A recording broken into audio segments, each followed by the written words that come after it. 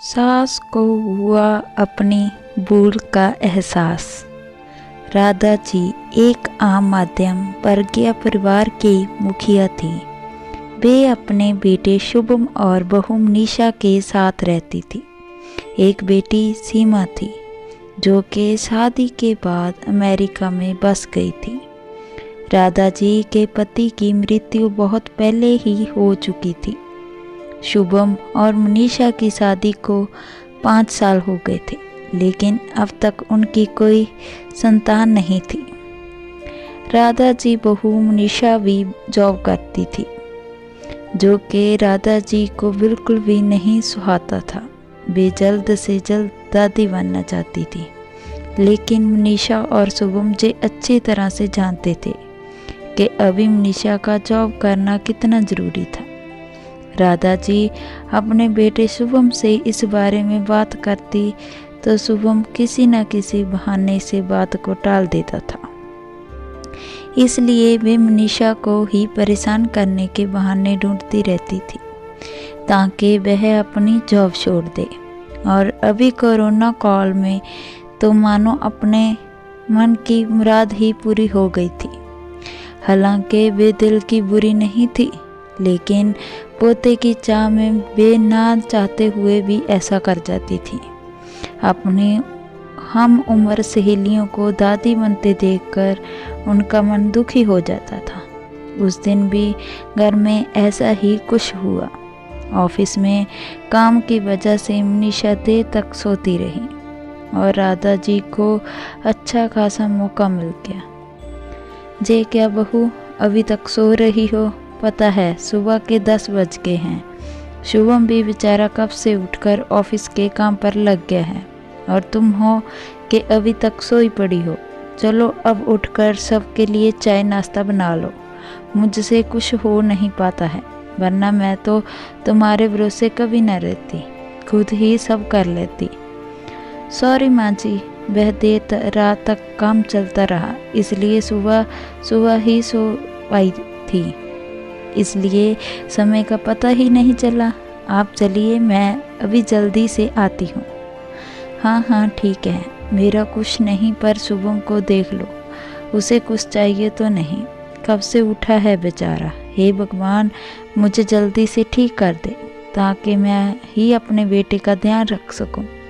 राधा जी ने नाटकीय अंदाज में कहा। राधा जी ने अपनी बहू मनीषा को उठाते हुए कहा। मनीषा ने घड़ी देखी तो वाकई 10 बज गए थे। आज उसकी आँख कैसे नहीं खुली। वे जल्दी अपना काम निपटा कर हॉल में आई तो शुभम अपने लैपटॉप के साथ ऑफिस के काम कर रहा था। उसने किचन में जाकर चाय नाश्ता बनाया और फिर रात के बर्तन साफ किए और झाड़ू पोछा करके नहाने चली गई। दरअसल कोरोना वायरस की बढ़ती बीमारी की वजह से शहर में पूरी तरह लॉकडाउन किया गया था, इसलिए काम वाली बाई भी नहीं आ रही थी। मनीषा खुद एक इंटरनेशनल कंपनी में काम करती थी। उसका ऑफिस टाइम निश्चित नहीं होता था। अधिकतर उसे रात में देर तक काम करना होता था। कल भी उसका काम देर तक चलता रहा, इसलिए वह देर तक सोती रही। मनीषा नहा कर आई तो देखा कि उसकी सास अपने कमरे में अपनी सहेलियों से फ़ोन पर बात कर रही थी। बातचीत में अपना नाम सुनकर मनीषा सास की बात सुनने लगी। अरे शारदा, तुम भी अपनी बहू को ज़्यादा सर पर मत बिठाओ। बहू को ज़्यादा उड़ने देगी तो कल को अपनी नौकरी के चक्कर में वह तुम्हें ही घर की नौकरानी बनाकर छोड़ेगी। मैं तो भाई शुरू से ही मनीषा के नौकरी करने के खिलाफ थी। अब करे नौकरी शौक से, पर साथ साथ घर के काम भी करे। मैं तो बदन दर्द का बहाना बनाकर बैठ जाती हूँ, नहीं तो सारे काम का बोझ मेरे सिर पर आ गिरता। मैं कोई मुफ्त की नौकरानी थोड़े ही हूँ। मैं तो कहती हूँ तुम भी यही किया करो। सास की बात सुनकर मनीषा की आंखों में आंसू आ गए।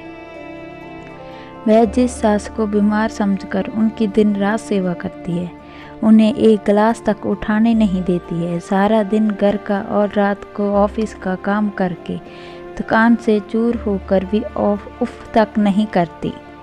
उसका जयफल मिला है उसे, माना वे मेरी नौकरी के खिलाफ है, मगर यदि घर की किस्त नहीं होती तो वह भी कभी नौकरी नहीं करती। शुभम का बोझ कम करने के लिए तो वह नौकरी कर रही थी। खैर, अभी के मुश्किल समय में वह सास से किसी भी बात पर बहस नहीं करना चाहती थी, जिससे घर का माहौल खराब है। इसलिए वह उनकी बात को नज़रअंदाज करके वहाँ से चली गई। लेकिन उसकी नज़रों में राधा जी की इज्जत जरूर कम हो गई। दूसरे दिन सुबह सुबह राधा जी की बेटी सीमा का अमेरिका से फ़ोन आ गया। सीमा की सास उसके पास अमेरिका आई हुई थी। आदत के अनुसार राधा जी ने जैसे ही सीमा की सास की बुराई करनी चाहिए, वैसे ही सीमा ने उन्हें टपट दिया। माँ आप बिल्कुल भी माँ जी के बारे में अनाप शनाप नहीं बोलेगी। पता है आपके चक्कर में आकर मैंने उनके साथ कितना बुरा व्यवहार किया था, लेकिन आज मुझे उनकी कीमत पता चल गई है। तुम तो उनके जहाँ पर आने के कितने खिलाफ थी, मगर आज अगर वे जहाँ नहीं होती ना माँ, तो ना जाने हमारा क्या हाल होता। तुम्हें तो पता ही है कि मेरा नौकरी करना कितना ज़रूरी है। कोरोना ने जहाँ भी ऐसा एक कहर डाया है कि घर से ही सब करना पड़ रहा है। किट्टू का बेबी केयर सेंटर भी बंद है। मैं और राजेश फुल टाइम बिजी रहते हैं। ऐसे में माँ जी ने अकेले ही किट्टू के साथ साथ पूरे घर का सारा काम संभाला हुआ है। मुझे कुछ भी नहीं करने देती है। अगर वे नहीं होती तो माँ हमारा क्या होता, ये सोचकर ही रोंगटे खड़े हो जाते हैं। सच में माँ वे कोई साधारण महिला नहीं है, बल्कि मेरे लिए तो देवी के समान है। मेरे इतना अपमान करने के बावजूद। और सीमा रोने लगी। उसने फ़ोन कट कर दिया। सीमा की बात सुनकर राधा जी की भी आंखें भर आईं। उन्हें अपनी भूल का एहसास हो ही गया। मनीषा तो वाकई उनका कितना ख्याल रखती है। उनकी कड़वी से कड़वी बात का भी बुरा नहीं मानती है, उल्टे जवाब भी नहीं देती। वाकई अभी का समय तो एक दूसरे को हौसला देने का है, सारे गिले शिकवे बुलाकर एक दूसरे की मदद करने का है। तो फिर वे इस व्यर्थ में कैसे अंधी हो गई थी, इतना कैसे गिर गई थी। ऐसे मुश्किल समय में अपने ही परिवार की सहायता नहीं कर सकते। उन्होंने उसी समय मनीषा को बुलाकर उसके सिर पर प्यार से हाथ फेरते हुए कहा, मनीषा आज से घर के कामों की आधी जिम्मेवारी मेरी रहेगी। मैंने आज तक तुम्हें जो भी कहा और किया उसके लिए सॉरी। चलो अब तुम जाकर आराम करो, खाना मैं बना लूँगी। इधर सास का बदला हुआ रूप देखकर मनीषा की भी आंखों में खुशी के आंसू आ गए और अपनी सास के प्रति उसके मन में फिर से पहले वाला सम्मान वापस आ गया। शायद हमारे जीवन में मुश्किल समय आता ही इसलिए है कि हमें एक दूसरे की अहमियत पता चल सके।